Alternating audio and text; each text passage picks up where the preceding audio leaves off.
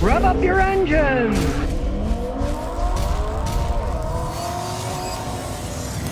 Now, a Mercedes Daimler engineer says that car chip shortage changed the industry forever. I'd like to see it. They get rid of a lot of this computer crap that they don't need. If you saw that video I made about the $150,000 Mercedes SUV that was built in Georgia that was a pile of junk and was falling apart and it only had like 15,000 miles on it, they should get rid of half of that stuff. And that thing you could spray perfume atomizer in your AC system while you're driving. Do we really need that crap? No. Well, what they're talking about is they're going to start either making their own or getting a better supply chain of chips and not depending on other people on this last minute idea that the parts come at the last minute, because if they don't come at the last minute, there goes your production line, as they've all found out. The Daimler guy says they're going to purchase raw material and key components directly from the manufacturers, and they don't want to use large system suppliers as their main source. They want to get closer to actually making the stuff themselves. Because, of course, they have the same problem in Europe as we have here. They had a bunch of Mercedes lying around because they couldn't get the chips for them. So they definitely need to get their supply chain in order. It's a shame. I thought he was going to say, hey, we got too many chips. Let's not making this crap anymore. But they're so carried away with that stuff. I mean, the Germans have always gotten carried away with stuff. Look at them in World War II.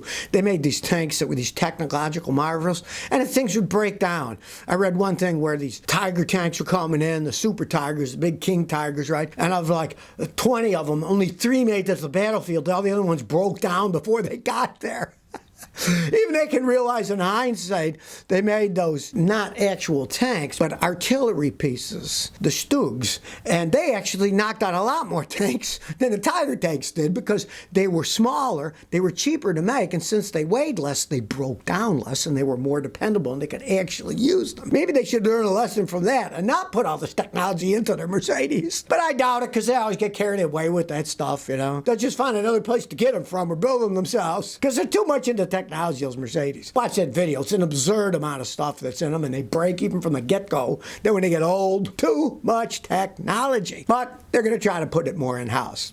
Mind you, now they mainly make trucks. They make their money on trucks and stuff, so they'll continue to be fiddling around. It's the German mindset. I know I'm about 90% German, so they're like, oh, let's tweak this. Let's make this perfect, you know? Sometimes you can never make something perfect. That's only going to break down and then be a pain in the butt to repair when it actually does break. Max Stone says, I have no power to my power windows or the radio until the car started, then it works. Help. It's an 03 Silverado. I can just about guarantee it's the ignition switch. The ignition switch powers everything.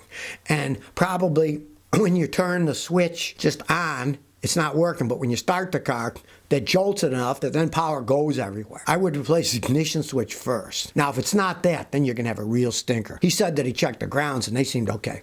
Well, then it could be the body control module, the BCM. That controls all that stuff. The radio, the power windows, everything, right? But it's a lot cheaper to just try an ignition switch, the electronic part first, because they'll often go out and do the same exact thing. I'd start there. Then if it isn't, and you need a body control module, you have to pay a mechanic like me, because when you put it in, it has to be reprogrammed with a computer. You can't just plug it in and drive. They don't work that way. They deliberately make them so you got to pay a mechanic to reprogram it because they want to make money fixing your car. It's not like your computer. You got a laptop. You put in, it'll say, found new hardware. New hardware now activated, right? No, the cars aren't that way. You got to pay a guy like me, professional mechanic with an expensive scan tool to make it work because they want to rip you off. They deliberately make them that way. Element VIP says, what should I do to my supercharged Buick? I've been accidentally putting in the wrong fuel. Got an 03 Buick Park Avenue supercharged. I used low octane gas and it idles weird, runs a little weird. Maybe a spark plug or something. What should I do? Well, of course, start with the simple stuff. Air filter, fuel filter, spark plugs. That might fix the whole thing. Now, if it doesn't, and you think the fuel made it carbon up, try the cleaner that I found from those guys in Albuquerque, the Automotive Test Solutions, ATS. Their cleaner is the best one out there. By the pack, they have one for oil, one for engine. Use them both. And that could easily fix it. Now, if it doesn't, then you're into deep stuff. Like you're going to have to analyze everything. Mass airflow sensor, the timing chain, all kinds of stuff. Fuel injectors could be going bad. Since you're using cheaper fuel, that cleaning can often help. You could try that too. But of course, look at the spark plugs, air filter, fuel filter. The simple stuff first. Always start simple and work your way out. You don't take all the spark plugs out. Take a couple of them out. 2 of them are perfectly good. Then the rest will be okay. Now, if they're bad, then change them all. Toyota Solara says I got a 2001 Solara. It keeps getting P1135 and P1150. I changed both sensors, but it still stays on. Realizing the oxygen sensors are part of a feedback system.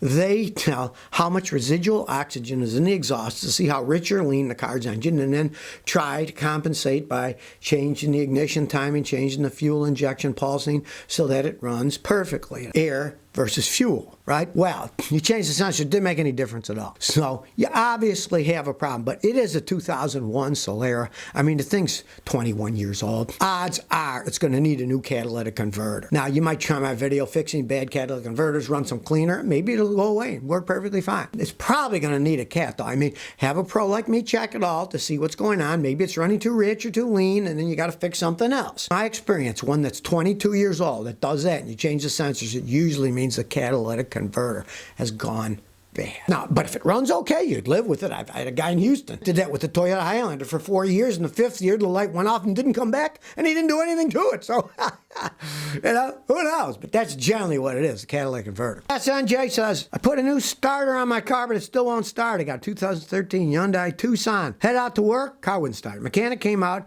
he swore it was a starter. He put 2 starters on remanufactured and a new starter. Neither would help it start. Everything comes on, but it won't start. Did he do something wrong? He's obviously a moronic mechanic who doesn't know how to diagnose modern cars. There's a lot of things that can make your starter not start. I'm assuming he's putting the starters and it won't even turn over, right? First, is the starter getting enough power? If the battery's weak, if the cables are loose, any corrosion on the wiring, either the power or the ground side, it won't start.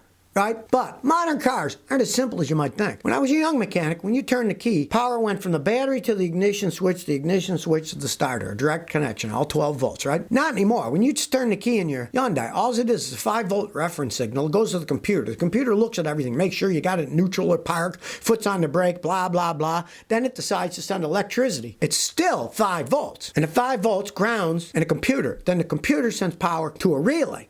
Then the relay bumps it up to 12 volts, then goes to the starter. The 12 volt goes from the relay to the starter. Anything in that system that goes wrong could even be a starter relay, but obviously you got a mechanic, in quotation marks, who's an idiot who doesn't know what the heck he's doing. I wouldn't pay him. I hope you didn't pay him anything because he didn't fix anything. He shouldn't call himself a mechanic. He doesn't know what he's doing. He's some clown running around. Oh, it needs a starter. It didn't fix it. I'll try another one. It didn't fix it.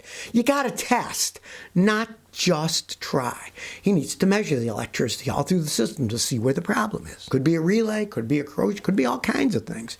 Could be the neutral safety switch on the transmission, so it'll only start in park and neutral. That breaks, it'll never start. Find a better mechanic. The guy's obviously an idiot. Babo says, what are your thoughts on K&N high performance oil filters? I'm thinking about putting one on my Volvo. Well, they're excellent filters. I advise people to always use the high-performance filters because they filter better. The original filters, some of them are only good to 3,000 to 4,000 miles, it'll say on the box. The high-performance ones go 10,000 miles, sometimes a little bit further. I don't advise taking them that far, unless you're on the highway where they're driving 60 miles an hour. If you do that for 10 hours, that's, only 10% of what you're driving in stop-and-go city traffic, so then you can change it later. The higher-end filters are better filters. All kinds of companies make them, and a lot of them don't even make their own. Mobile One doesn't make it. They buy it from somebody else. All these companies are buying from others, but the high-end ones are better. You can watch my video on oil filters. You'll see I cut them apart, and you can see the high-quality ones have silicone parts. They have better synthetic fibers in the filtration material, so it filters out better.